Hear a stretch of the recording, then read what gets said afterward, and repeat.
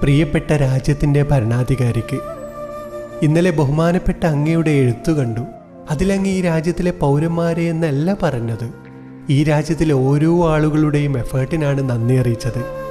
തിരിച്ചും നമുക്ക് തീർത്താൽ തീരാത്ത കടപ്പാടാണ്, പ്രത്യേകിച്ച് നമ്മൾ മലയാളികൾക്ക് ഒരു രാജ്യത്തും കിട്ടാത്ത പരിഗണന തന്നു കൂടെ കൂട്ടിയതിന്, നമ്മളെ സ്വപ്നം കാണാൻ പഠിപ്പിച്ചതിന്, ലോകം എങ്ങനെയാണെന്ന് മനസ്സിലാക്കി തന്നതിന്, നമ്മുടെ നാടിനെ തന്നെ ഉന്നതിയിലെത്തിച്ചതിന്, സൗഹൃദവും സ്നേഹവും എന്താണെന്ന് നമുക്ക് കാണിച്ചു തന്നതിന്.